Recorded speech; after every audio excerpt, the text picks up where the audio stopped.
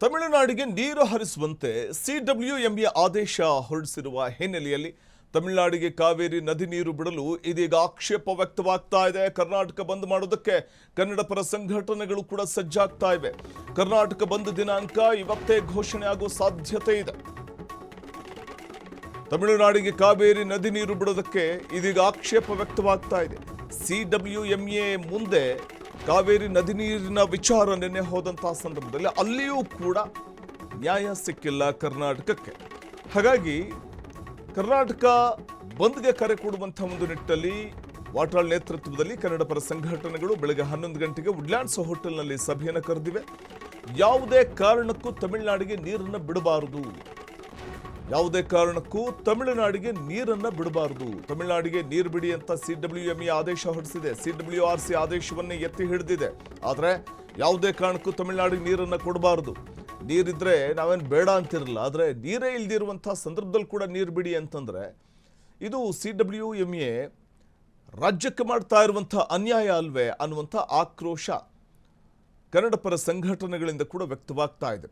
ರಾಜ್ಯ ಸರ್ಕಾರ ಎಷ್ಟೇ ಮನವರಿಕೆ ಮಾಡಿಕೊಡುವಂಥ ಪ್ರಯತ್ನವನ್ನು ಮಾಡಿತು. ಪ್ರತಿನಿಧಿಗಳು ಈಗಾಗಲೇ ಗೌರವ್ ಗುಪ್ತಾ ಅವರೇ ಈ ಸಂದರ್ಭದಲ್ಲಿ ವಾಸ್ತವಾಂಶವನ್ನು ಅಲ್ಲಿಗೆ ಒಂದು ಚಿತ್ರಣ ಏನಿದೆ, ವಾಸ್ತವ ಚಿತ್ರಣ, ಅದನ್ನು ಮನವರಿಕೆ ಮಾಡಿಕೊಡುವಂಥ ಒಂದು ಪ್ರಯತ್ನವನ್ನು ಸಿಡಬ್ಲ್ಯೂಎಂಎಗೆ ಮಾಡಿದ್ರು ಕೂಡ ಕರ್ನಾಟಕಕ್ಕೆ ಹಿನ್ನಡೆಯಾಗಿದೆ. ಮತ್ತಷ್ಟು ಮಾಹಿತಿಯನ್ನು ಪಡೆಯೋಣ ನಮ್ಮ ಪ್ರತಿನಿಧಿ ದೀಪಾ ಅವರಿಂದ. ದೀಪಾ, ಬಹುಶಃ ರಾಜ್ಯಕ್ಕೆ, ಅದರಲ್ಲೂ ಕೂಡ ಕಾವೇರಿ ನದಿ ನೀರು ವಿಚಾರದಲ್ಲಿ ರಾಜ್ಯಕ್ಕಾಗಿರುವಂತಹ ಅನ್ಯಾಯ, ಇದರ ನಡುವೆ ಕನ್ನಡ ಪರ ಸಂಘಟನೆಗಳು ಕರ್ನಾಟಕ ಬಂದ್ಗೆ ಕರೆ ಕೊಡುವಂತಹ ಒಂದು ದಿನಾಂಕ ಇವತ್ತೇ ಘೋಷಣೆ ಮಾಡೋ ಸಾಧ್ಯತೆ ಎಷ್ಟು ಮಟ್ಟಿಗಿದೆ? ಈ ಸಂಬಂಧ ಇವತ್ತು ವುಡ್ಲ್ಯಾಂಡ್ಸ್ ಹೋಟೆಲ್ನಲ್ಲಿ ಕರೆಯಲಾಗಿರುವಂತಹ ಸಭೆ ಎಷ್ಟು ಮಹತ್ವ ಪಡ್ಕೋತಾ ಇದೆ ಕನ್ನಡ ಪರ ಸಂಘಟನೆಗಳ ಸಭೆ?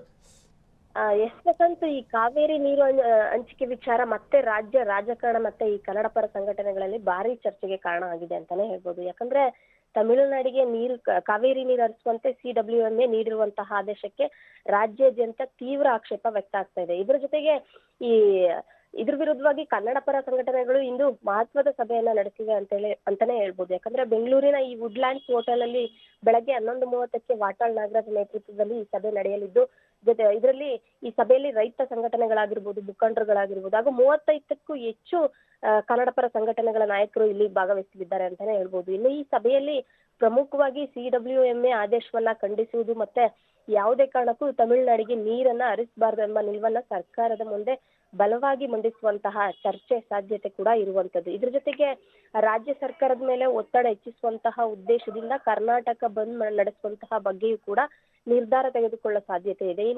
ಇನ್ನು ನಡೆಯುವ ಸಭೆಯಲ್ಲಿ ಬಂದ್ ದಿನಾಂಕ ಮತ್ತೆ ಸಮಯವನ್ನು ಕೂಡ ಘೋಷಣೆಯಾಗುವ ನಿರೀಕ್ಷೆ ಇದ್ದು ಎಲ್ಲಾ ಸಂಘಟನೆಗಳ ಅಭಿಪ್ರಾಯ ಪಡೆದು ಅಂತಿಮ ತೀರ್ಮಾನವನ್ನ ಕೈಗೊಳ್ಳಲಾಗುತ್ತೆ ಎನ್ನಲಾಗಿದೆ.